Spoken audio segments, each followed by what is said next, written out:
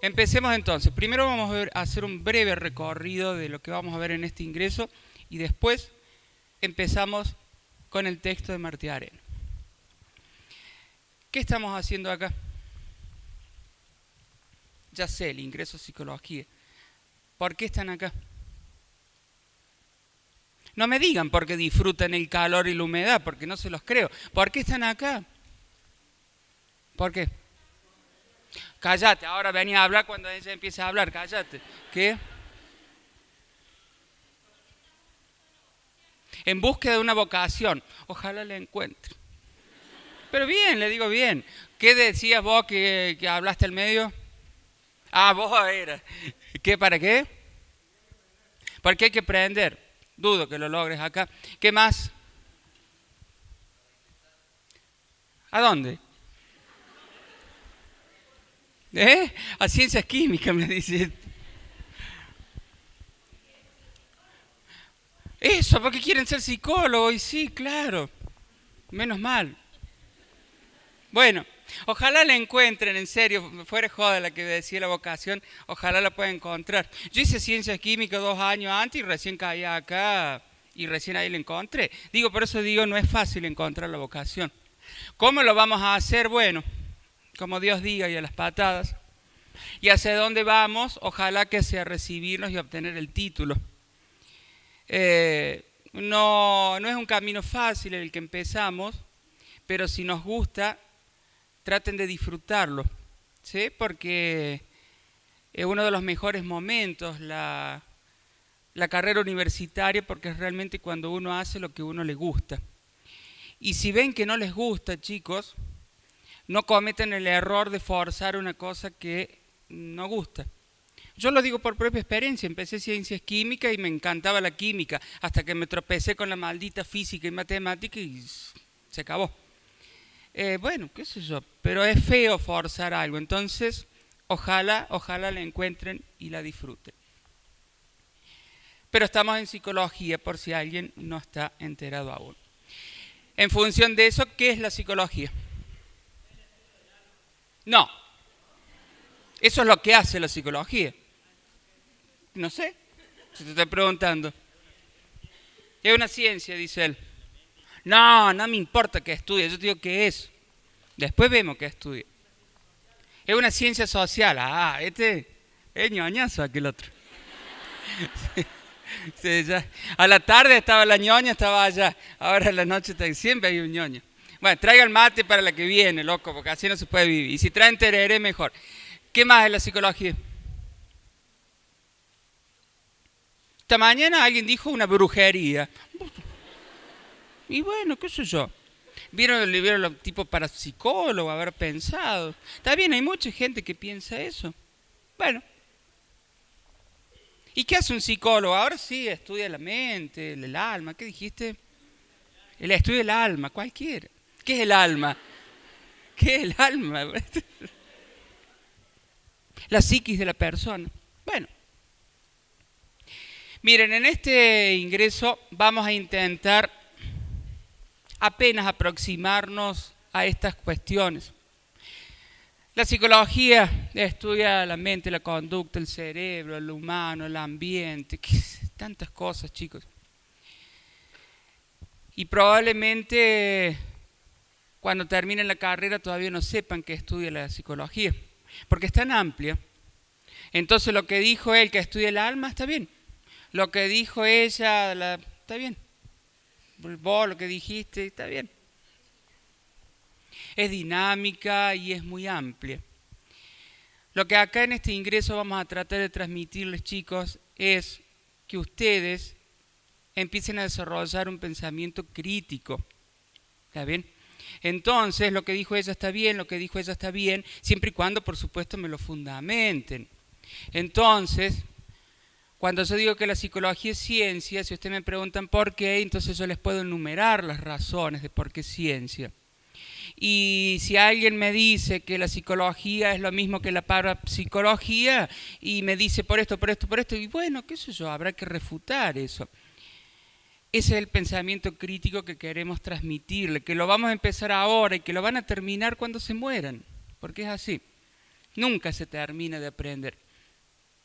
Entonces, la idea es que podamos darle pequeñas herramientas de a poquito y para que ustedes, al terminar este ingreso, puedan empezar a decir, sí, la psicología es una ciencia o no es una ciencia, porque tal cosa.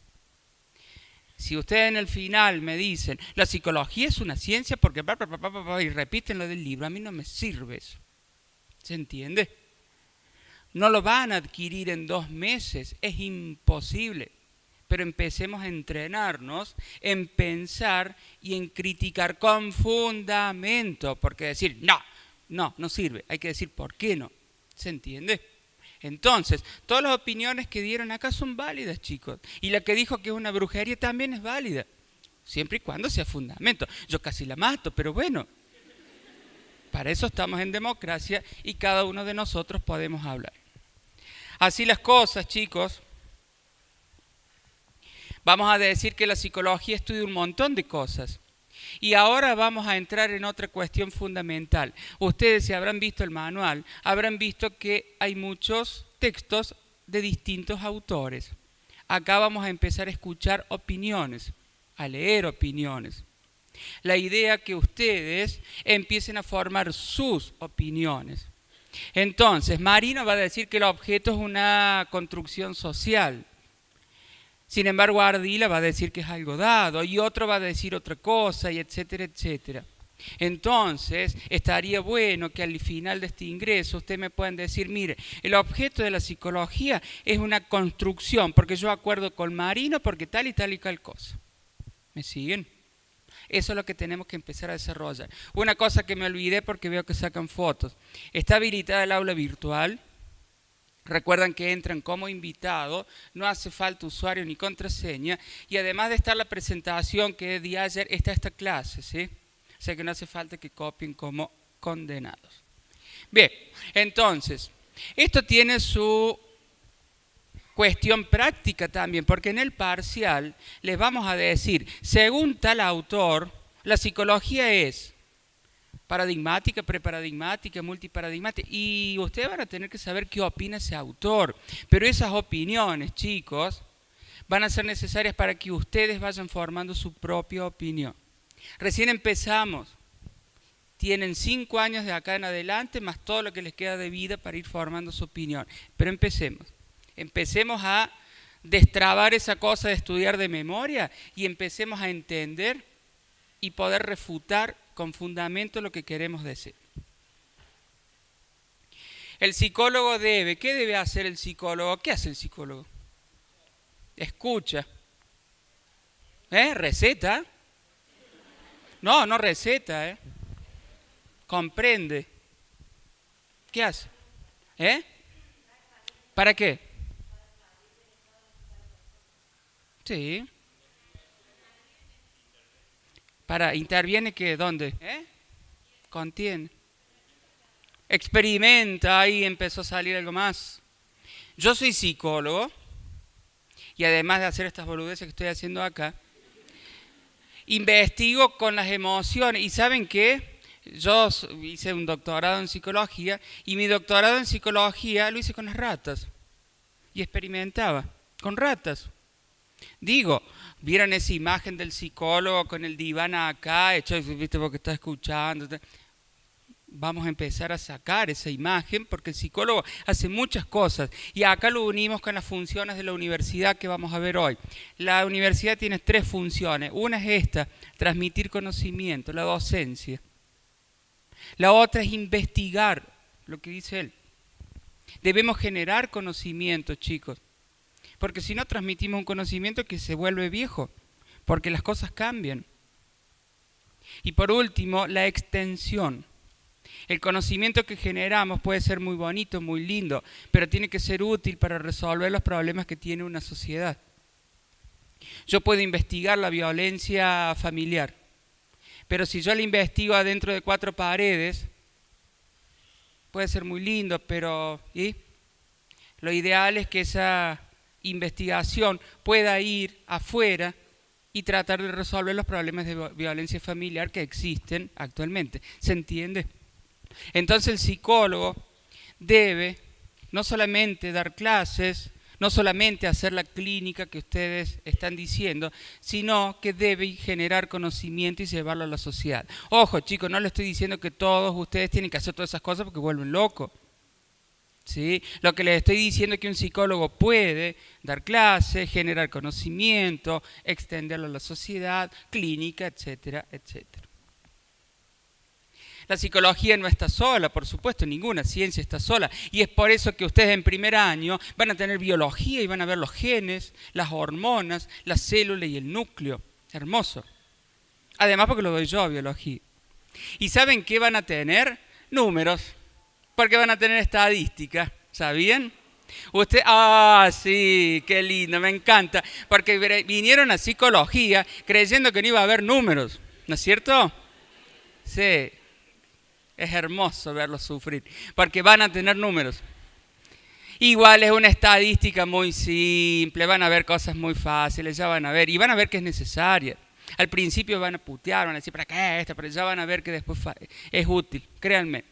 Pero también van a ver cosas de química, de filosofía, antropología. Y sí, chicos, porque el ser humano es un ser biopsicosocial. Lo bio tenemos que entenderlo con lo bio, lo psico con lo psico y lo social con lo social, muy simple. Y cuando veamos si la psicología es una ciencia, vamos a hacer referencia a la noción de paradigma. Ya vamos a ver lo que es un paradigma. Pero va a haber gente que te dice que la psicología es preparadigmática, no es ciencia. Y te lo fundamenta y está bien. Yo voy a decir que la psicología es una ciencia, es paradigmática, es multiparadigmática. Bueno, vamos a ver distintas opiniones. Ahora, ¿por qué es importante si la psicología es ciencia o no? Y porque, chicos, si este conocimiento que generamos es científico, va a ser útil justamente para resolver las necesidades de nuestra sociedad. Y ahí vamos a ver distintos autores. Arcaño va a decir es aparadigmática. ¿Qué diablos quiere decir eso? Bueno, esperen. Vamos a ver que otros que dicen que es multi, otro que es pre, otro que es uni, otro que es dual. Es así, chicos. Y esas, acuérdense, no lo tomen como una complicación de tantas cosas. No, son herramientas que le van a permitir a ustedes ir armando una opinión. Por último, vamos a ver las áreas de la psicología. Esas son las 6 áreas reconocidas por ley. Pero también veremos las emergentes. ¿Conocen algún área emergente? La del deporte, catástrofes, tránsito, económica. No, la investigación no es un área emergente. Masas y medio de comunicación. No, laboral es una ya por ley, no es emergente. Pero forense, criminológica, jurídica, hay una estrecha y finas diferencias, todo dentro de la jurídica. Vamos a ver las áreas emergentes. Las catástrofes, los que son de acá de Córdoba recordarán el 2015, ya no recuerdo, cuando se inundó acá Río Ceballos, las Sierras Chicas, ahí estuvo la posibilidad y actuaron muy bien psicólogos de las catástrofes. Aquí en nuestra facultad tenemos una profe que la van a tener recién en 4º año, que se especializa en esa área, estuvo actuando ahí en Sierras Chicas e hizo un excelente trabajo. Ese es el recorrido que vamos a hacer en este ingreso. Recuerden, el objetivo sí es ingresar, es aprobarlo, pero ir adquiriendo conocimientos mínimos para que ustedes vayan adquiriendo un pensamiento crítico. Ese es el objetivo de este ingreso. No repitan como loros, fundamenten lo que dicen. No se aprende fácilmente, de a poco, pero empecemos. ¿Sí? Bien, ¿algo para decir? ¿Alguna duda? ¿Algo? Así largamos con el texto de Martí Arena. ¿Estamos todos de acuerdo? Bueno. En el aula virtual, además de estar esta clase, hay un PDF donde está el listado de los textos que se evalúan en el primer parcial. El texto de Martí Arena es un texto que hace un recorrido histórico, en primer lugar de la universidad en general y luego de la universidad en Argentina. Finaliza con lo que tiene que ver con las normas legales. Entiendo que no puede ser lo más atractivo para el estudio, pero la historia es importante conocerla porque eso nos permite comprender el futuro y diseñar, comprender el presente, ahora sí, y diseñar el futuro. ¿Está bien? Entonces es importante y además tienen que estudiarlo, o sea que, listo. Dice Martí Arena que la universidad o el origen de las universidades se remonta ya por la Edad Media. Acá tenemos que tener en cuenta un eje común que va a ir variando a lo largo de la historia. Ese eje común, chicos, es la universidad que tuvo un rol, que tuvo una función. ¿Sí? Y esa función básicamente consistió en responder o satisfacer necesidades.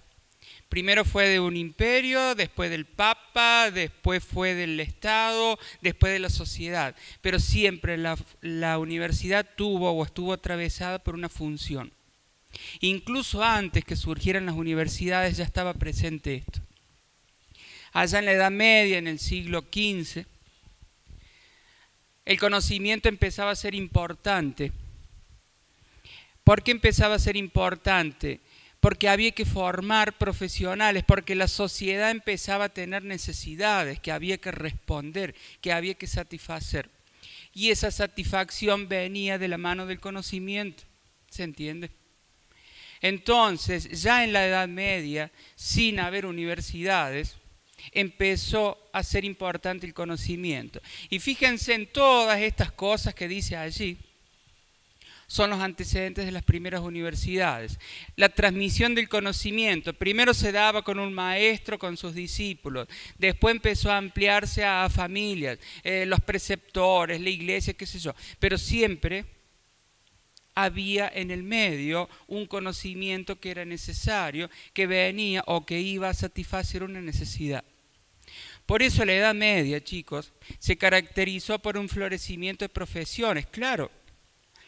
La sociedad se iba complejizando, se necesitaban profesionales y lo que se necesitaba era formar a esos profesionales, ¿se entiende? Estamos hablando que en esta Edad Media había dos actores muy fuertes. Por un lado, el Estado, representado básicamente por los reyes, los monarcas, fundamentalmente lo que es el Imperio Sacro Romano, y la Iglesia. Estamos hablando de Europa, no estamos hablando de Argentina, obviamente. Esos dos actores fuertes, chicos, empezaron a disputarse, a pelearse. Y puede sonar feo lo que voy a decir, pero es lo que pasó. Y después vamos a destacar algo positivo de eso que pasó. La disputa, chicos, era por ese conocimiento. Porque el conocimiento le era útil a ellos, chicos. Había que domar las voluntades, porque bueno, para tener poder tenés que tener voluntades que te sirvan ese poder, básicamente.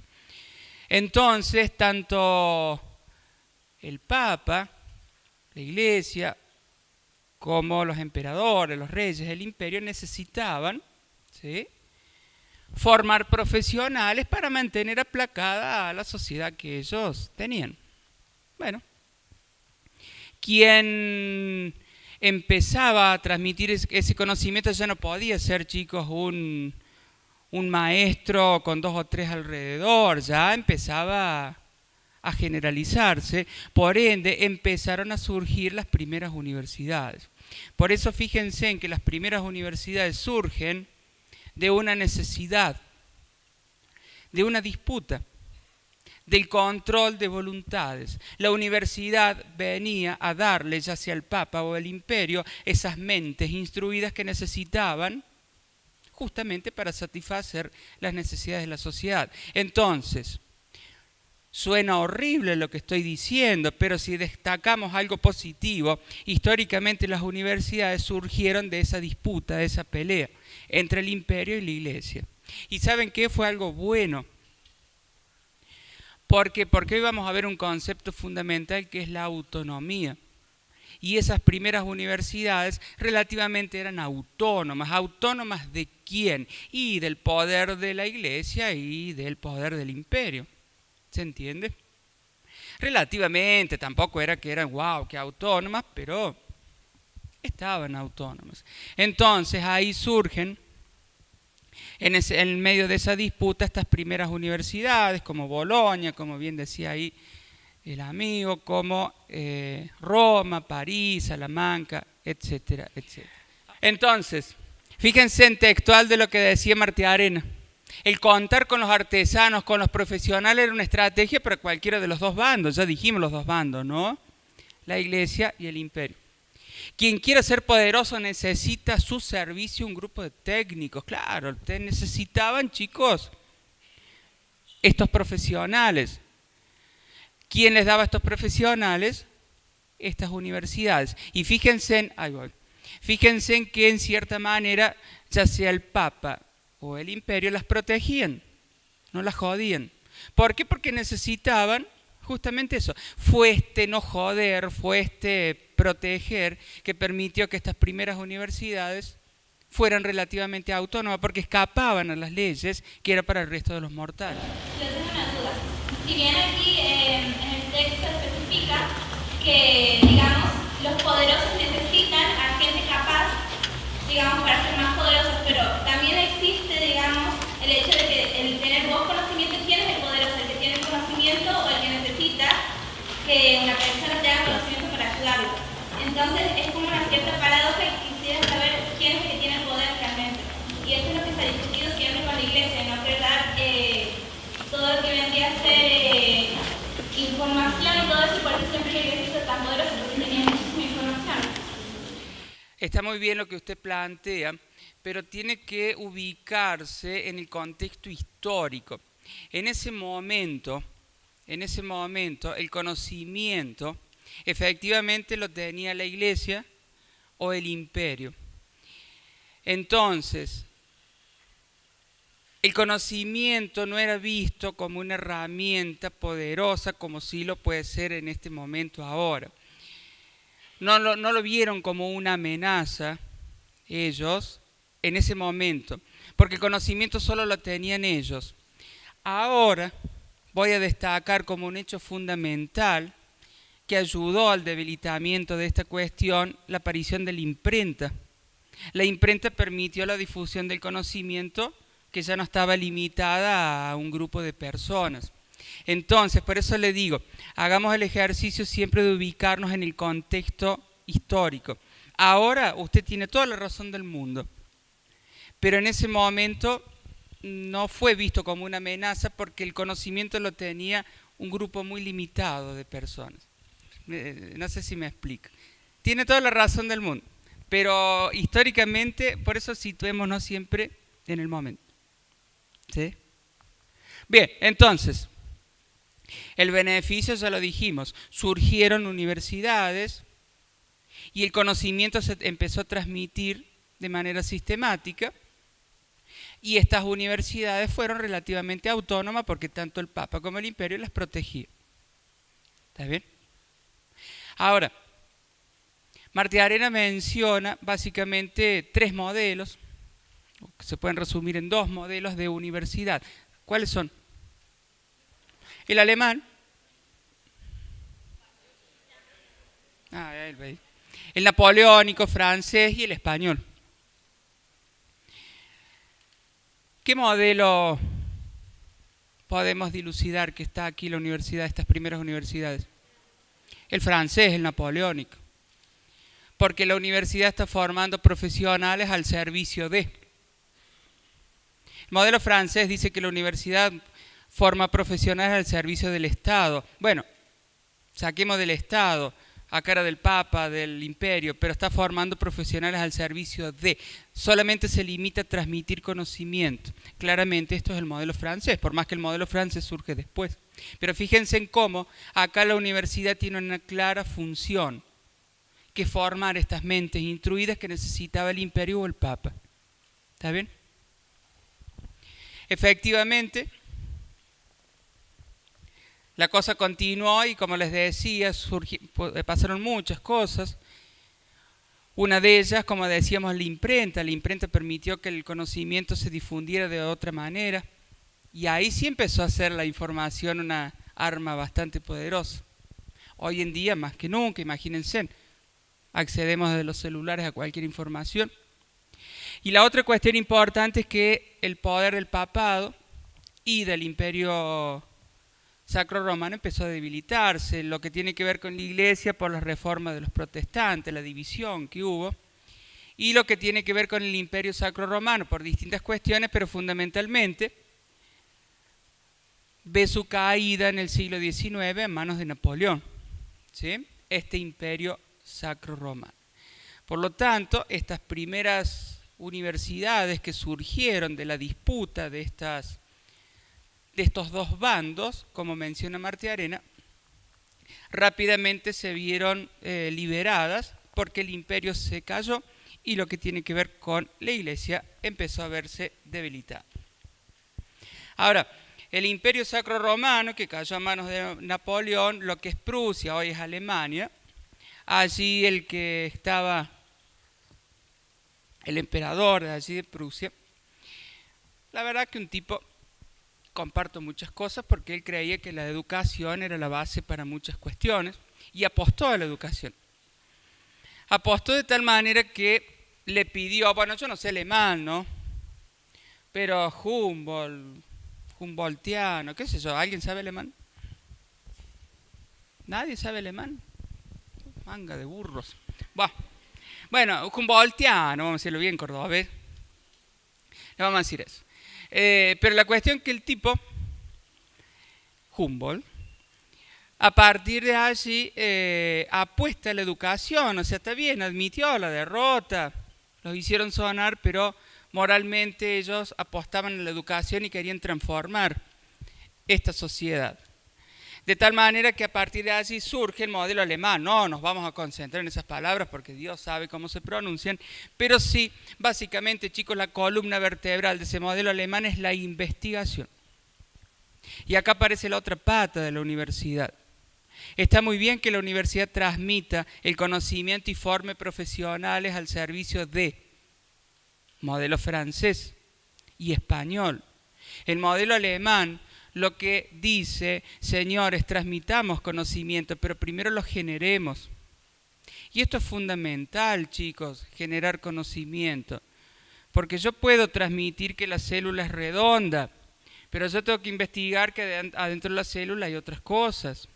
¿Sí? Y vamos a la psicología. Yo puedo transmitir el conocimiento de la violencia familiar que pasa en España. Pero ¿saben qué? España es otra sociedad. ¿Se entiende? Y el conocimiento que yo pueda generar de la violencia que se puede generar aquí va a diferir radicalmente de lo que ocurre en España. A lo mejor no lo sé, porque yo no investigo eso, pero probablemente sí. Entonces es fundamental la investigación y a eso apeló el modelo alemán, a la investigación. La universidad no solo debía transmitir el conocimiento, sino que lo debía generar. Nuestro país, chicos, ¿qué modelo sigue? Las universidades, ¿no? ¿Qué modelo sigue? Y más el francés, históricamente se adhirió más al francés. En Argentina, la cosa, por supuesto, comienza ya con la colonización por parte de España. Éramos colonia de España. Y en esa primera época histórica de nuestro país, sucedió que se quiso imponer un modelo de educación. Ojo, acá con modelo no estoy diciendo ni un modelo alemán ni francés, nada, en realidad se quería evangelizar.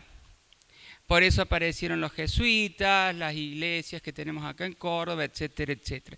Se trataba de una educación masiva, porque se quería llegar a todo el mundo, desigual, porque se quería imponer ese modelo, y homogeneizadora en el sentido, bueno, justamente de meter esa ideología. Para eso se construyeron distintos colegios, distintas iglesias, y acá aparece uno que es fundamental para nosotros. En el año 1613, el Colegio Máximo de Córdoba, que luego, poco más tarde, el Papa lo autoriza a dar títulos a perpetuidad, lo que lo transforma en universidad, y poco más tarde se nacionaliza. Ese Colegio Máximo de Córdoba del año 1613 es esta universidad. Por eso es que en el año 2013 festejamos los 400 años de la Universidad Nacional de Córdoba, lo que hace que sea una de las más antiguas de América. Pero bueno, inicialmente, fíjense en cómo ha cambiado, inicialmente este Colegio Máximo de Córdoba tuvo como objetivo, bueno, el objetivo que traían los españoles, ¿sí?, de evangelizar una educación común, ¿sí?, masiva y homogeneizadora. La cuestión que es cierto que la universidad poco a poco fue transformándose en un espacio de consagración y legitimación, en el sentido que, bueno, se volvió elitista y solo unos pocos podían llegar a esa universidad. Otra vez, fíjense en cómo fue cambiando el rol de la universidad y ahora claramente siguiendo, ahora sí, el modelo francés, porque está formando profesionales, pero muy limitado, porque son unos pocos profesionales, porque solo algunos podían llegar. Pero aquí hay que destacar un nombre que es Avellaneda. Avellaneda, además de ser que fue presidente, fue senador y tenía algunas ideas bastante innovadoras para lo que es la época y trató de, o fue un precursor de algunas leyes importantes en lo que hacen a la educación en la Argentina. La ley de educación primaria, la ley universitaria, la ley 1420 de educación común, laica, gratuita y obligatoria. Ahí solamente era obligatoria con la ley 1420 la primaria. Después ustedes saben que hubo otras leyes que hicieron que la educación secundaria también sea obligatoria. Pero quizás para las universidades la ley 1597 es una de las más sobresalientes. ¿Por qué? Porque esa universidad, siguiendo el modelo francés que legitimaba solo unos pocos, Avellaneda, a través de la ley 1597, dijo: a ver, señores, le demos más autonomía a las universidades, autonomía por parte del Estado incipiente que estaba consolidándose. Es cierto que estaba condicionada a lo económico. Bueno, hoy en día seguimos dependiendo del Estado. Se organizó el gobierno de la universidad. Cuestión fundamental, hoy vamos a ver todos esos órganos de gobierno, la asamblea, el consejo superior, las facultades. Los estatutos son como la constitución de la nación, son las normas que rigen la vida universitaria. Los estatutos eran dictados por la universidad, pero, y ahí se vulneraba la autonomía porque los aprobaba el Estado, o sea que bueno, finalmente se aprobaba lo que el Estado quería. Y una cosa que ya tampoco hoy sucede es que la designación y destitución de los docentes era por parte del Estado, hoy lo hace la misma universidad. Pero más allá de eso, chicos, esta ley sentó las bases para cuestiones fundamentales de la universidad, para la autonomía de la universidad. Cuestiones que algunas se llevaron a cabo, otras no, y con el tiempo se fueron perdiendo. Se fueron perdiendo de tal manera que la universidad radicalizó su función de formar la clase dirigente. O sea, siguiendo el modelo francés, transmitía conocimiento, formaba ya no profesionales, sino directamente la clase dirigente. Entonces entrabas vos porque eras el hijo de este y entonces vos ibas a ser el próximo dirigente. ¿Está bien? Esto sigue un poco en el imaginario de la gente. Díganme si cuando le dijeron a sus padres que iban a estudiar psicología, en vez de ponerse contentos, le dijeron: vos estás loco, estás enfermo, ¿qué vas a hacer? ¿Cómo vas a vivir? ¿Vas a terminar en el neuro? ¿No le dijeron todo eso? ¿No? Bueno, a mí sí, por eso digo. Si le hubieran dicho que iban a estudiar doctor, medicina o abogacía, le dirían: ¡ah, qué lindo! Bueno, en el imaginario de la gente todavía está esta cuestión. Ya no por suerte en la universidad, pero sí, si nos volvemos a esa época, estamos hablando de fines del siglo XIX, la universidad era claramente un lugar elitista donde solo unos elegidos entraban para luego estar acomodados por el resto de su vida. La función social de la universidad se había ido al diablo. Por eso es que allí surge un acontecimiento fundamental que fue la Reforma del 18. ¿A dónde ocurrió la Reforma del 18? Acá en Córdoba. Frente a esta universidad elitista donde unos pocos podían entrar, donde unos pocos gobernaban esa universidad y tomaban las decisiones, donde esa universidad parecía estar aislada de la sociedad en la cual estaba inserta, surge lo que se llamó la Reforma del 18, la cual efectivamente ocurre en el año 1918, acá en Córdoba, y si Dios quiere el año que viene festejaremos los 100 años. Fueron estudiantes, fueron graduados, no docentes y docentes en menor medida, quienes reaccionaron frente a esa universidad que estábamos diciendo, ¿sí?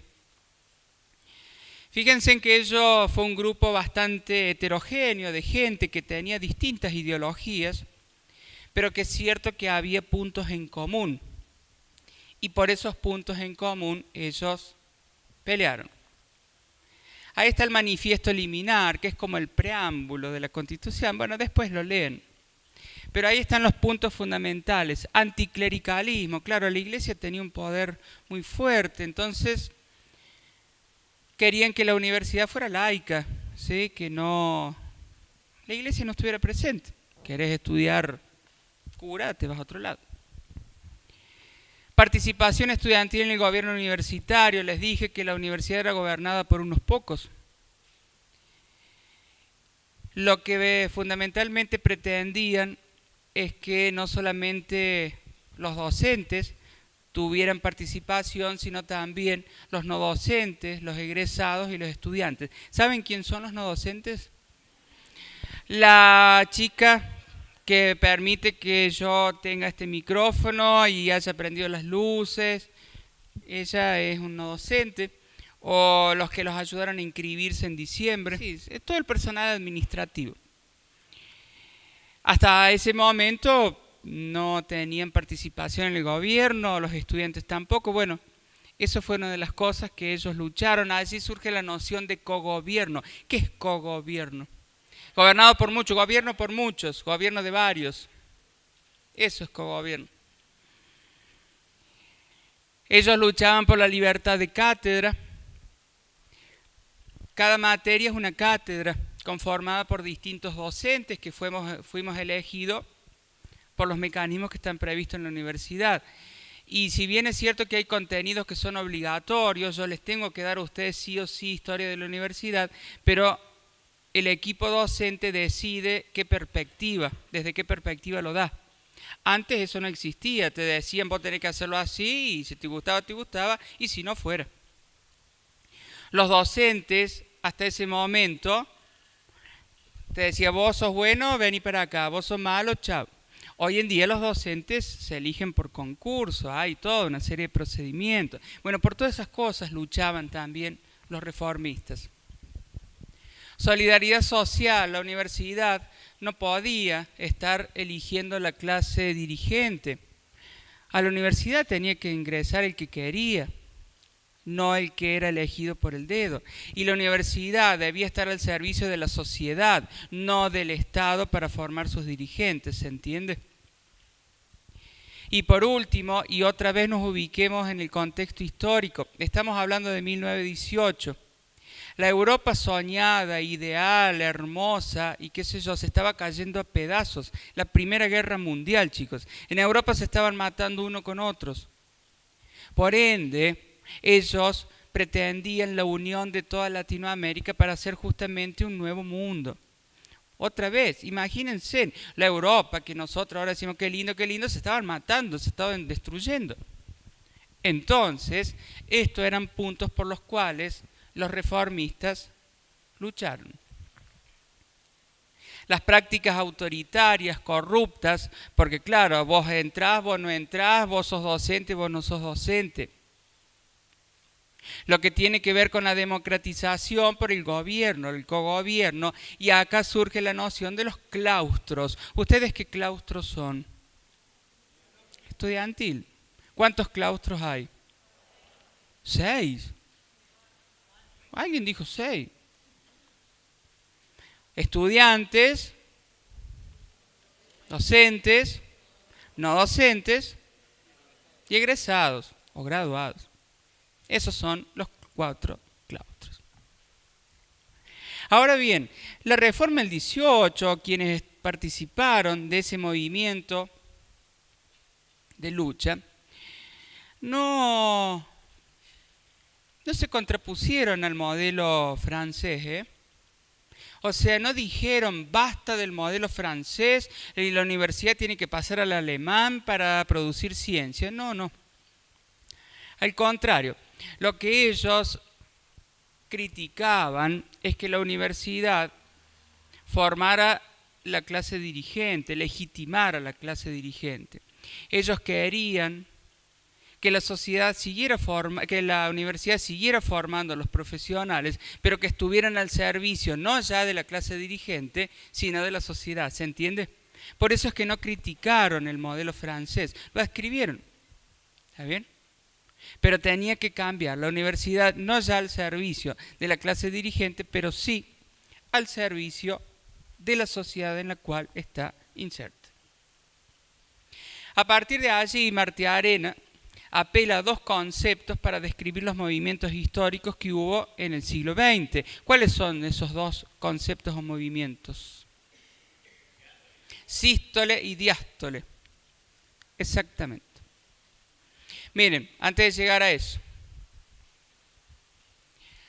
a lo largo del siglo XX va a haber periodos históricos donde hubo claramente una expansión de la universidad. Y por expansión vamos a hacer referencia a que en la universidad se llevaron a cabo los logros de la reforma del 18.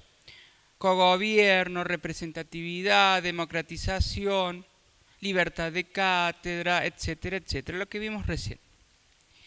Y otros periodos de tiempo donde hubo una contracción. Y todo aquello que se había logrado de la reforma se quitó. ¿Sí? Para explicar eso de expansión y contracción, Martiarena apela a los movimientos del corazón. El corazón es una bomba que bombea sangre. Entonces, primero chupa sangre que tiene dióxido de carbono, se contrae y eso se llama sístole. Y para bombear la sangre que tiene oxígeno para los distintos órganos, se expande y al expandirse tira la sangre y eso se llama diástole. Entonces, ¿qué dice? Cuando la universidad se expandió porque aplicó los logros de la reforma, vamos a decir que son periodos de diástole.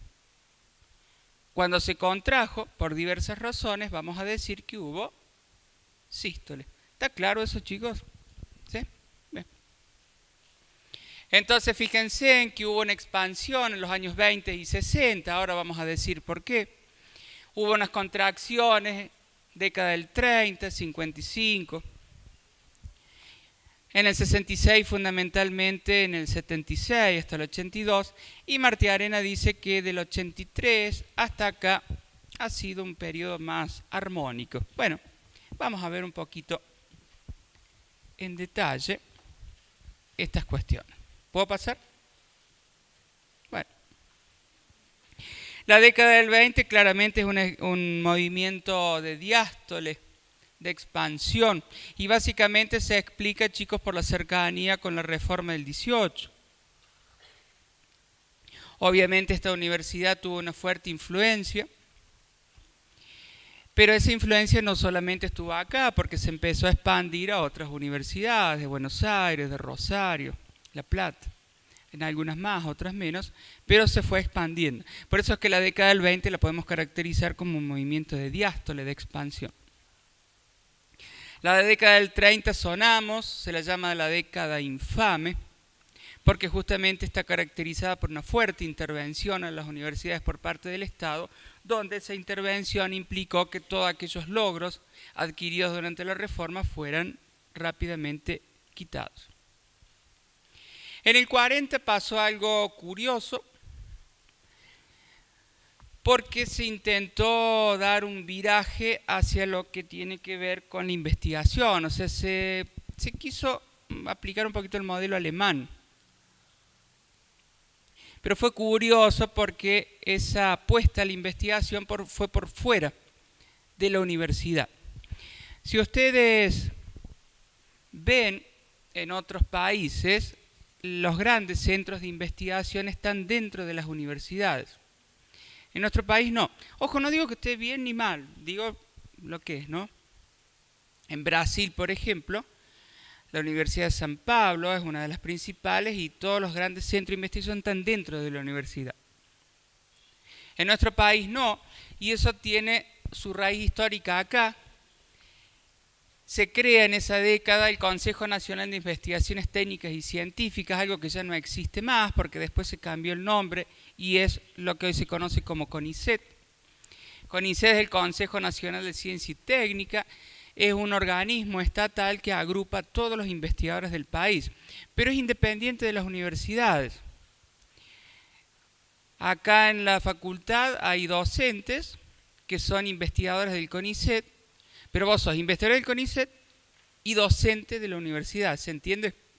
En otros países, puse el caso de Brasil, vos sos docente e investigador de tal universidad, ¿se entiende? Bueno, por lo tanto se apostó a la investigación, pero por fuera de la universidad, o sea que la inversión que hubo se dio por fuera de la universidad y eso continúa hasta el día de hoy, ¿sí? Nunca hubo una fusión de lo que tiene que ver con la ciencia y la universidad. Hubo intentos y hoy en día yo le puedo asegurar que estamos mucho mejor que años atrás. Hace un tiempo uno leía excelentes investigaciones del CONICET, pero que no tenían ninguna relación o no se transmitía, eso quise decir, en las universidades. Hoy en día, por ejemplo, a los investigadores, ciertas categorías de investigadores, el CONICET le exige que tengan cargo docente, por ejemplo. ¿Sí? Con regulaciones se fue tratando de aproximar eso. Miren, muchos sostienen que esta cuestión de no apostar la ciencia en la universidad fue por una cuestión de no vulnerar la autonomía de las universidades en esa época. Otros dicen simplemente porque se quería mantener cuotas de poder en varios lados. Bueno, la historia tiene muchas interpretaciones. Lo que sí yo le puedo asegurar que hoy en día es cierto que existe el CONICET, es cierto que existe la universidad, pero la alianza entre los dos es mucho más cercana. Entonces, hoy hay muchos docentes que son investigadores del CONICET y el conocimiento que producen en el CONICET se lo pueden transmitir a ustedes. Y eso está bueno. Porque si no se hace una desconexión que quedas atrasado. ¿Sí? Ahí también se crea la UTN, la Universidad Tecnológica Nacional. Vieron que la UTN tiene un perfil más técnico, más ingeniería, pero iba en la misma línea. Bueno, la UTN, si bien es cierto que todas las universidades finalmente dependemos del Ministerio de Educación, pero la UTN no tiene nada que ver con la Universidad Nacional, son dos cosas totalmente distintas. ¿Sí? Pero bueno, así fue la cuestión. Se intentó virar un modelo alemán, pero la apuesta fue por fuera de la universidad. Por ende, el modelo francés seguía a rajatabla. La década del 60 se dice que fue una edad de oro para las universidades porque hubo mucho apoyo presupuestario, pero no solamente fue lo presupuestario, sino fundamentalmente todas las cuestiones de la reforma se empezaron a implementar nuevamente, libertad de cátedra, gobierno, representatividad, etcétera, etcétera. Se empezó a implementar, hubo políticas que apoyaban esta cuestión. Eso tuvo su paralelo con el auge de las ciencias sociales, ahí surgen las primeras carreras de psicología, la primera en Rosario en el 55, después surge en el 58 acá en Córdoba. No surge en la actual facultad, la facultad que tenemos nosotros se crea en el año 98. En Córdoba surge en lo que es la Escuela de Psicología, que dependía de Filosofía. Cuando yo ingresé en el año 96, éramos escuela. Y en el medio se hizo facultad. Yo estuve en ese momento que se hizo facultad. Fue muy lindo, fue un orgullo muy grande, pero fue un despelote. Así que espero que no se transforme más nada y que se quede ahí, porque la verdad la padecimos. Pero la verdad que fue muy lindo. Pero bueno, cuando se creó en el marco de la Facultad de Filosofía. La cuestión que en el 66 se acabó la Edad de Oro porque otro golpe militar altera el orden institucional y así se lo conoce, o el acontecimiento más importante quizás se lo conoce como la Noche de los Bastones Largos, por la represión que sufrieron muchos estudiantes, docentes, y allí también está lo que se llamó la fuga de cerebro, porque bueno, muchos investigadores y docentes fueron expulsados del sistema y muchos tuvieron que huir del país. A nivel universidad, todas las cuestiones reformistas se fueron al demonio, por ende vamos a decir claramente que hay una contracción o sístole en esta etapa. No, ¿quién me pregunta? En la que sigue. En la que sigue. Todavía no. La cuestión es que también es cierto que el cordobazo, que como el nombre le indica, fue aquí en Córdoba, una lucha gremial más que nada, empezó a debilitar esa dictadura y se debilita hasta retomar el gobierno democrático. Sin embargo, desde el año del cordobazo hasta el 73, no es que reasume, que vuelve a asumir Perón como presidente, en toda esa época las universidades no fue el mejor momento, ¿sí? Si bien estábamos bajo un gobierno democrático, pero en las universidades las cuestiones reformistas no se fueron implementando, siguieron bajo una intervención bastante dura. Sí es cierto que cuando llegó Perón al gobierno se intentó abrir las universidades para los sectores más populares, se dictó la ley 20.645 que reconocía autonomía y otras cuestiones reformistas, pero finalmente la ley nunca se implementó. Ustedes saben que en el año 74 Perón fallece, se muere, asume su mujer y es un tiempo bastante convulsionado hasta que en el año 76, ahí sí, un nuevo golpe militar y ahí sí es donde en algunas facultades, en particular de ciencias sociales, directamente se cierra el ingreso. Aquí en la nuestra no se cerró, pero sí se vio muy limitado y solo un número muy chiquitito podía acceder al ingreso. También es cierto que muchos docentes fueron cesanteados, muchos tuvieron que irse del país, también muchos, lamentablemente sabemos, desaparecidos. La cuestión es que en lo referente a la universidad, todas las cuestiones reformistas, por supuesto, se fueron al demonio otra vez. Esto llega a su fin después de la Guerra de Malvinas en el año 82. En el 83 retorna la democracia con el gobierno de Alfonsín. Con el gobierno de Alfonsín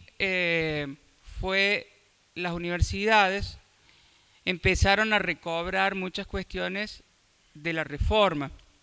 No fue fácil porque al principio se estaba saliendo de una época bastante difícil y además, para los que recuerdan, y si no les cuento, la última época de Alfonsín se desató una crisis social y económica bastante grave, lo que dificultó presupuestariamente, fundamentalmente lo que tiene que ver con el desarrollo normal de las universidades. Luego en la década del 90 aparece Menem, gobierno caracterizado, al menos en la universidad, yo siempre hablo de la universidad, ¿no?, por una cuestión más neoliberal, modelo más neoliberal, y allí surge una ley muy famosa, que es la ley 24.521 en el año 95, que es la Ley de Educación Superior. Ojo, ley que sigue vigente, porque hace ya más de 20 años que la ley está, todos la criticaron, pero nadie la reformuló, básicamente. Por lo tanto, la ley sigue chocha y vivita. La cuestión es que la ley hay gente que la quiere, hay gente que la odia, hay gente que la critica. Quienes la critican sostienen que es una ley que vulnera la autonomía. Por ejemplo, permitía a universidades grandes como esta establecer cupos de ingreso. La Facultad de Medicina aquí tuvo hasta hace poco cupo. Permitía que las universidades cobraran un arancel. Cuando yo ingresé en el año 96, yo toda mi carrera tuve que pagar un arancel. Era mínimo, pero lo tuve que pagar. Permitía que diversos organismos o empresas pudieran participar en la universidad. Bueno, todas estas cuestiones fueron vistas como una alteración a la autonomía. Y fundamentalmente también la Ley de Educación Superior permitió la aparición de organismos de control hacia las universidades. Hay uno de ellos que es muy famoso, se llama la CONEAU, la Comisión Nacional de Acreditación Universitaria, que ya más adelante les voy a contar porque aquí trajo algunos líos y problemas. Pero bueno, qué sé yo. No vamos a hablar más de esa ley porque la debemos conocer, pero lo que sí es cierto, chicos, que la ley ha sido muy criticada, pero finalmente nadie se animó o nadie quiso reformularla y la ley está vigente. Bien. ¿Estamos hasta acá? ¿Sí? Bien. Si esto era aburrido, ahora va a ser peor. Porque son las normas legales. El capítulo 2, el gobierno. Ahí vamos a ver los órganos de gobierno, lo vamos a ver ahora. Si hay acefalía, ¿saben lo que quiere decir acefalía? Sin cabeza. Eso quiere decir, no hay rector, no hay quien lo conduzca. El patrimonio, los recursos, vamos a ver que es la universidad la que administra sus recursos. El régimen de la docencia, ahí está la primera función, la docencia. La enseñanza, que es un alumno regular, promocional, cómo se enseña, etcétera, etcétera. La investigación, ahí está la segunda función de la universidad. Después vienen ustedes, junto con los egresados. Y por último, la otra función que es la extensión. Por eso fíjense en cómo está regulada todo lo que es la vida universitaria. Lo que sí va a ser importante que ustedes sepan son estos dos conceptos, autonomía y autarquía. ¿Autonomía de quién? Y del Estado. En su momento fue del Papa, fue del Imperio, después fue de la Iglesia. Hoy podemos decir del Estado. La autonomía hace referencia, chicos, a que esta universidad tiene pleno gobierno. Elegimos las autoridades nosotros y nos gobernamos nosotros, entre todos. Es cierto que hay un rector, es cierto que hay un decano, pero los órganos máximos, primero que se eligen, y segundo que los órganos máximos de gobierno no es ni el rector ni el decano. ¿Sí? Van a ser órganos mucho más grandes, ahora los vamos a ver. ¿Está bien? Además es cierto que expedimos títulos, ¿sí? Pero esos títulos, finalmente quien los reconoce es el Ministerio de Educación. Lo que le quiero decir, chicos, que es cierto que nos gobernamos nosotros y dictamos nuestras propias normas. Pero esas normas están en todo de acuerdo con la Constitución de nuestro país, con las leyes del Congreso Nacional. No vivimos adentro de un pepino. ¿Se entiende? Hay muchos que sí, pero bueno. Las leyes que dicta esta universidad claramente están en un todo de acuerdo con las leyes del Congreso y la Constitución. De hecho, son las leyes supremas. La autarquía hace referencia a lo mismo, la independencia, pero más en lo administrativo, en lo presupuestario. Siempre, vuelvo a decir, en un todo de acuerdo con las leyes del Congreso y de la Constitución Nacional.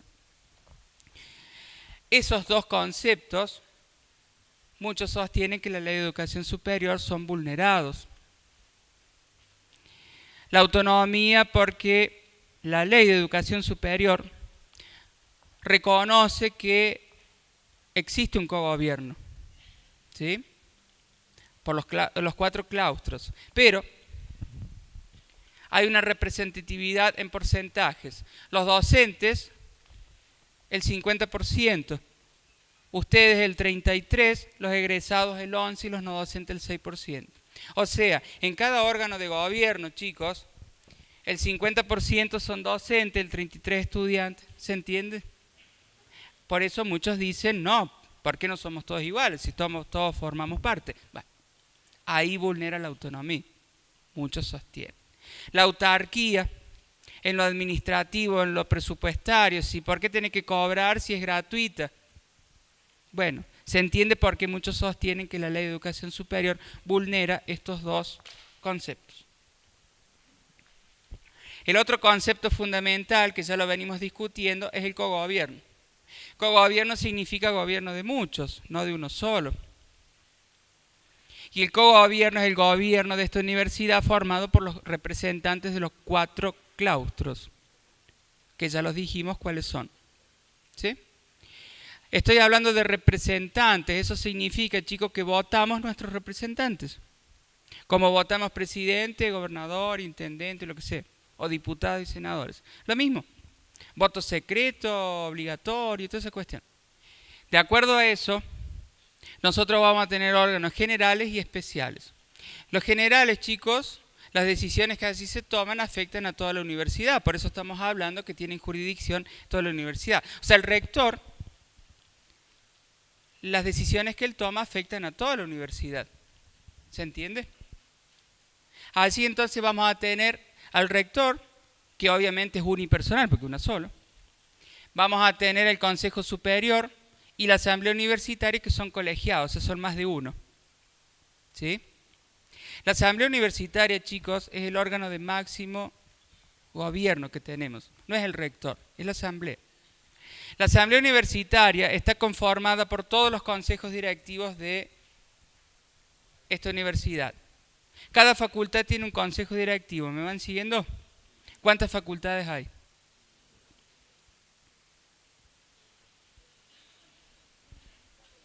Me encantó, muchas, perfecto. Esta es la mejor respuesta. Miren, en la práctica hay 13, pero a fines del 2015 se crearon 2 nuevas. Pero esas 2 nuevas requieren un proceso de normalización que se llama, que requiere 3 años. De tal manera que hoy en la práctica hay 13. En 2 años más va a haber 15. ¿Sí? Entonces tenemos 13 consejos directivos. Cada consejo directivo está formado por 18 consejeros, ¿sí? Y el decano. O sea que son 19. Si multiplicamos 13 por 19 son 247. ¿Se entiende? La asamblea, chicos, son todos los consejeros de toda la universidad. 50% docentes, 33 estudiantes, 11 y 6. ¿Está bien? En 2 años tienen que sumarle 38 más. No tengo idea cuánto es, así que no sé, no importa. Pero ese es el órgano de máximo gobierno. Ojo, la asamblea no se junta todos los días, se junta en situaciones especiales, la cual es convocada por el Consejo Superior. El Consejo Superior es el otro órgano general y colegiado. General porque afecta a toda la universidad. Quienes forman el Consejo Superior son los conciliarios. Consejo directivo, consejeros. Consejo Superior, conciliarios. O sea, chicos, son representantes que ustedes van a votar. Ustedes en junio van a votar 3 cosas. Consejeros, conciliarios y centro estudiantes. Los consejeros, ¿dónde van a ir? Al consejo directivo de la facultad. Los conciliarios van a venir acá al consejo directivo. Digo acá porque está acá adelante. Y el centro estudiante va a ir a la casita del centro estudiante. ¿Se entiende? ¿Sí o no? Bueno, Los consejos directivos, dijimos uno por facultad, es especial porque las decisiones que toman son solo para esa facultad, y es colegiado porque dijimos que son 18 personas. 50% docentes, ¿Cuántos docentes va a haber? 9. 50%, la mitad. ¿Sí? Y el decano, por supuesto, es uno solo, pero es uno por facultad. El Consejo Superior va a estar formado por representantes de todas las facultades. Pero vamos a la Asamblea Universitaria. Las atribuciones de la Asamblea Universitaria, chicos, son poquitas y las tienen que saber todas. Sí, todas. Son esas. Menos la B. La B es elegir al rector y vicerrector. Las otras atribuciones, todas al dedito lo tienen que saber. Está en el apunte, ¿eh? ¿Qué pasó? ¿Por qué no la ve? Para el 1 de diciembre que ustedes se inscribían teníamos que tener los manuales impresos, y hasta el 1 de diciembre una de las atribuciones del Consejo de la Asamblea era elegir al rector y el vicerrector. El año pasado, en diciembre, primero estaba convocada para el 19 de noviembre una asamblea universitaria cuyo tema principal, había otros, era la elección de autoridades unipersonales, o sea, el rector, vicerrector, decano y vicedecano. La propuesta era la elección directa, que se llama.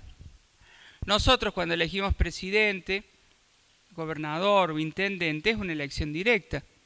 Votamos y es un voto. Lo que se pretendía o lo que se quería poner en discusión era que hasta ahora el rector lo elegían los consejeros, la asamblea universitaria, o sea, 247 personas, ¿me siguen?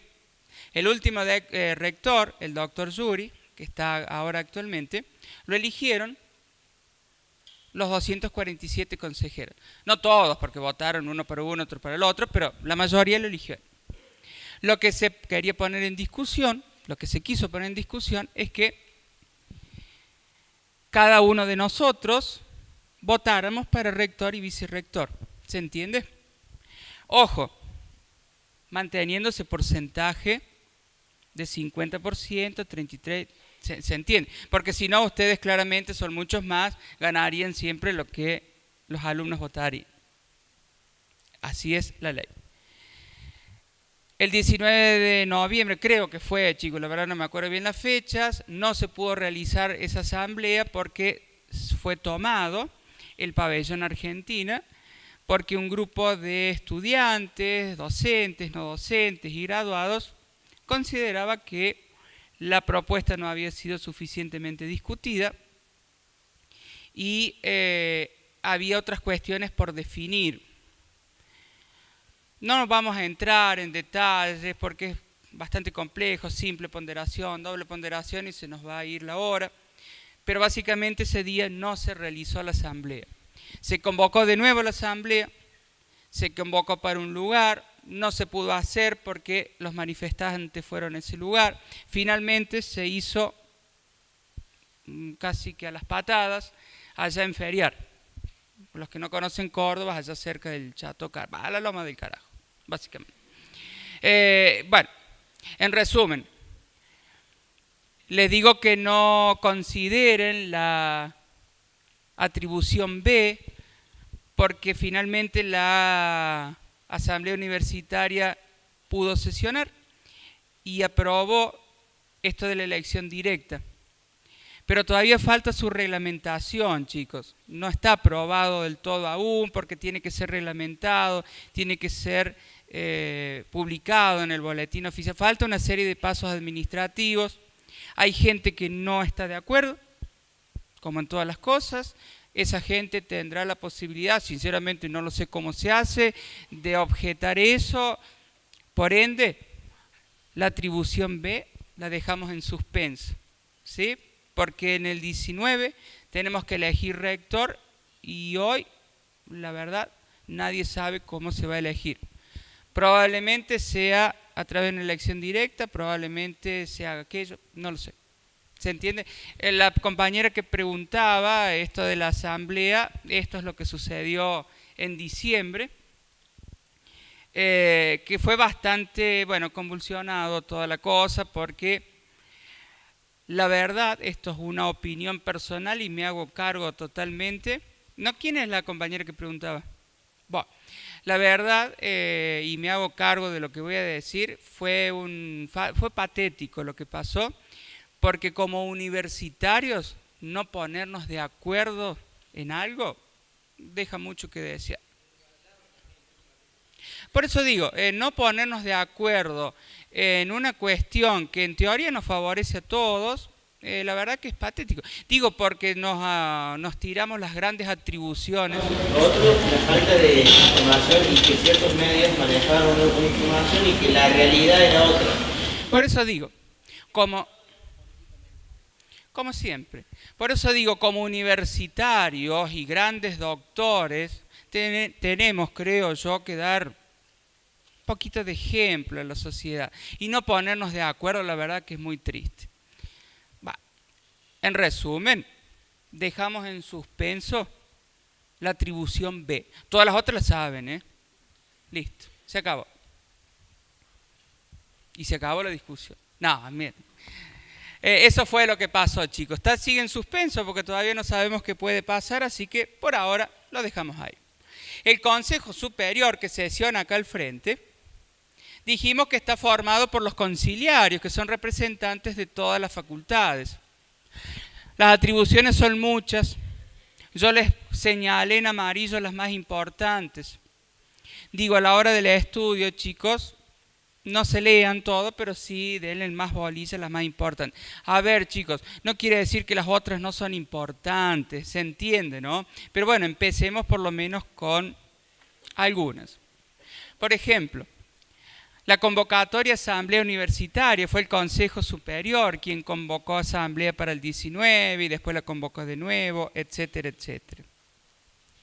Cuando en el 2013 el Consejo Superior fue tomado por un grupo de personas, entre los cuales había estudiantes y docentes, fue porque había que aprobar el plan de estudio de psicología. El plan que ustedes están cursando dice del año 86, pero en realidad es un plan modificado en 2013, ¿sí? Bueno, por diversas razones también, que otro día se los puedo contar y los podemos discutir, un grupo de personas no estaba de acuerdo que se aprobara esas modificaciones y se tomó el Consejo Superior, porque justamente una de sus atribuciones es aprobar los planes de estudio. La otra atribución fundamental del Consejo Superior es aprobar el presupuesto de la universidad. Y allí se arman bastantes líos, porque imagínense en que la distribución del presupuesto es bastante inequitativa muchas veces. Por supuesto que hay cuestiones objetivas como el número de alumnos, el número de docentes, pero esto lo digo porque es una información pública, está disponible en la página web de la universidad.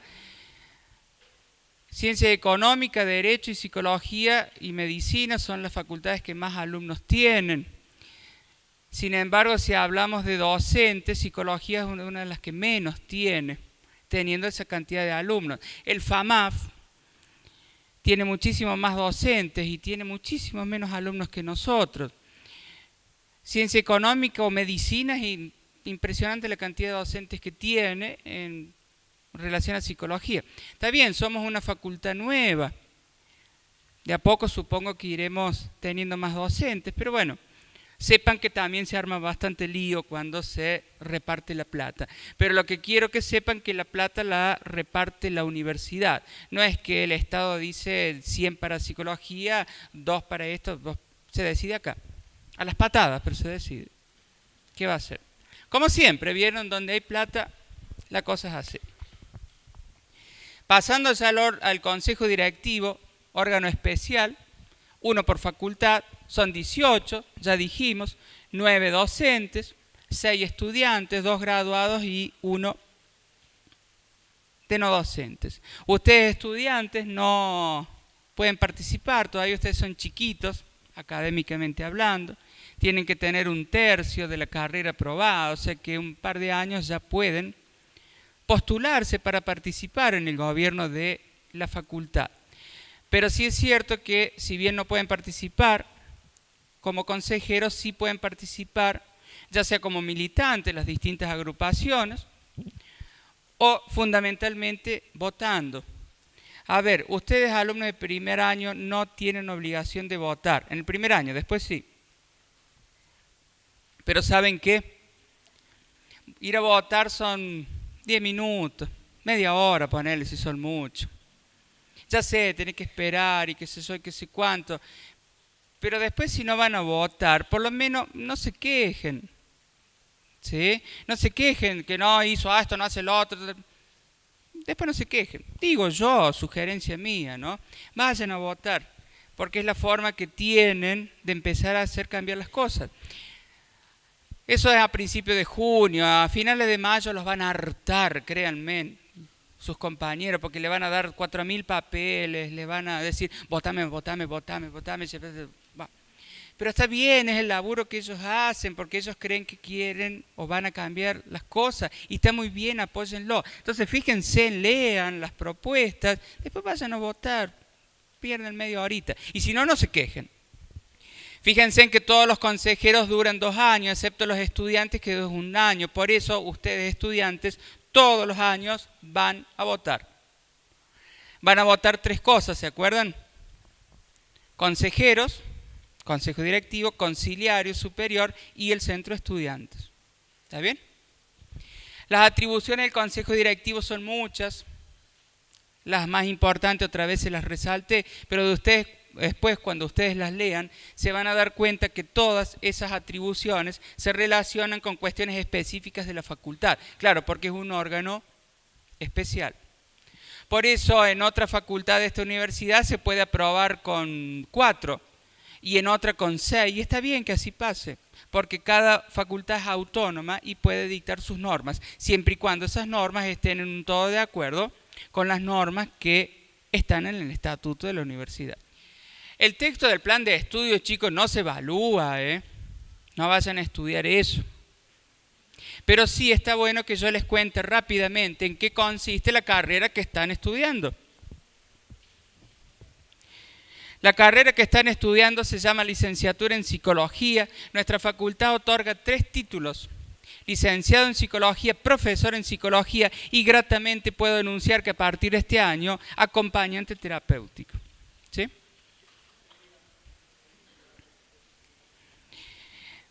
Ustedes que ya están inscritos y van a cursar este ingreso, ¿sí? Yo les sugiero que esperen y sigan cursando la licenciatura. En el transcurso del año se va a informar cómo tenés que hacer para que te reconozcan las equivalencias para la carrera de AT. ¿Está? Así que usted haga esto tranquilo. ¿Qué sería? Acompañante terapéutico es mal definido un auxiliar de la salud mental.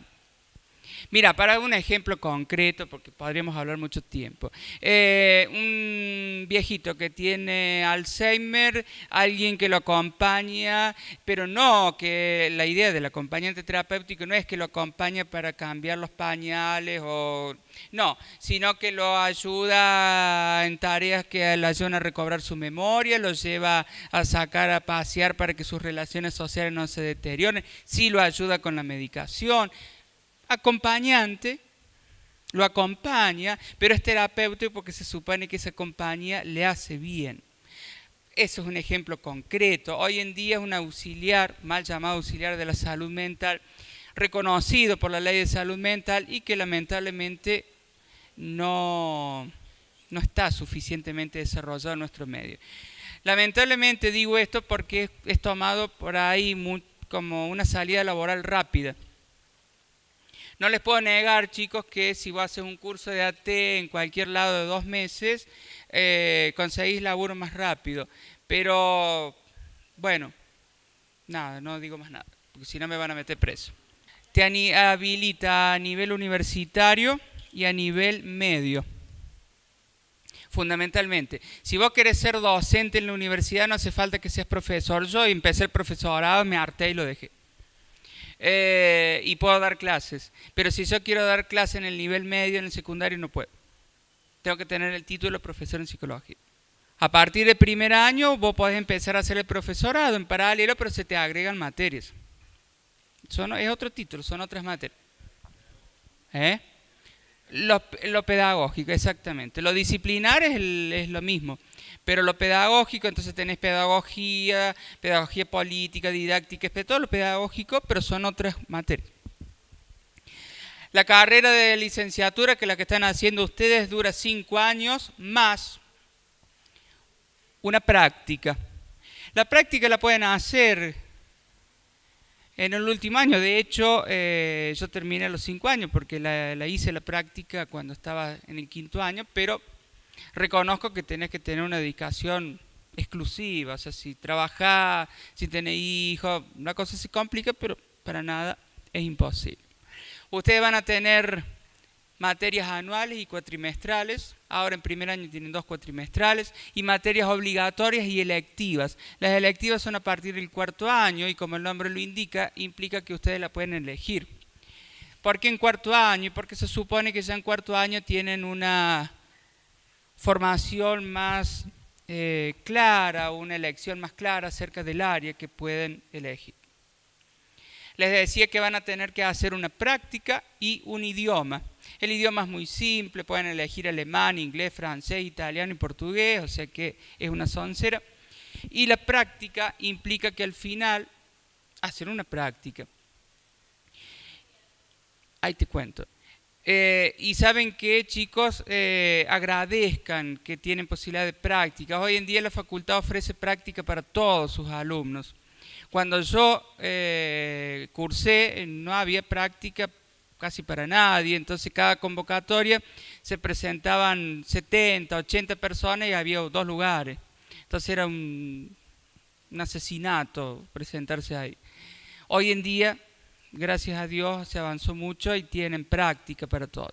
¿Cómo sería? Vos te podés incorporar a un grupo de investigación, entonces podés investigar las partes del cerebro o la violencia dentro de las cárceles, supervisado por un docente, por supuesto, o las prácticas supervisadas en terreno, donde vos vas a un hospital, una escuela, un dispensario, una organización, y así haces una práctica, siempre supervisado por los docentes. La práctica es la práctica de poner en práctica el rol. Si vas a una escuela, el rol del psicólogo educacional, si vas a una clínica, el psicólogo clínico, ¿sí? Eso implica una práctica. Luego de la práctica que tienen que hacer un trabajo integrador final, es como una tesis, ¿sí?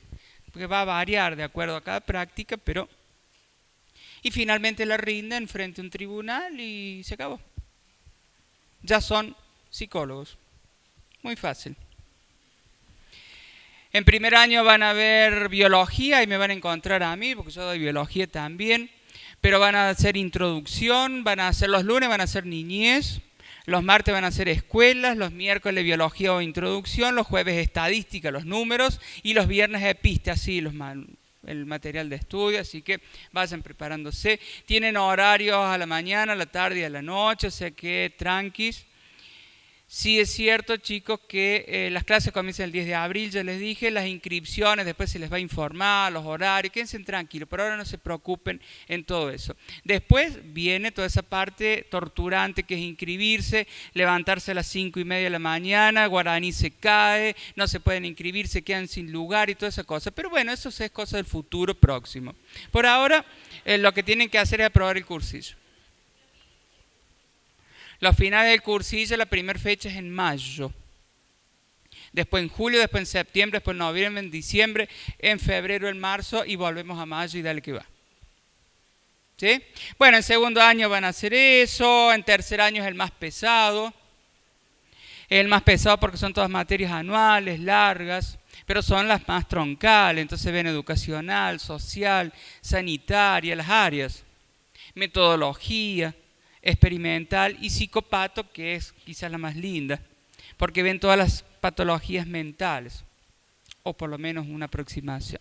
Cuarto año también es hermoso, porque ven más áreas, laboral, criminológica, proyectivas, entrevista y clínica, y ahí empiezan a elegir. Por último, en quinto van a ver deonto. Acá vamos a ver lo que es la deontología, son las leyes que regulan el ejercicio profesional, orientación y el resto de electivas. Fíjense en que tienen un montón de electivas. Esas son las permanentes, pero todos los años se suman muchos seminarios que ustedes pueden optar. La idea de esas electivas, vuelvo a decir, es que ustedes puedan elegir de acuerdo a sus propios intereses. Bueno, pueden ir en paz.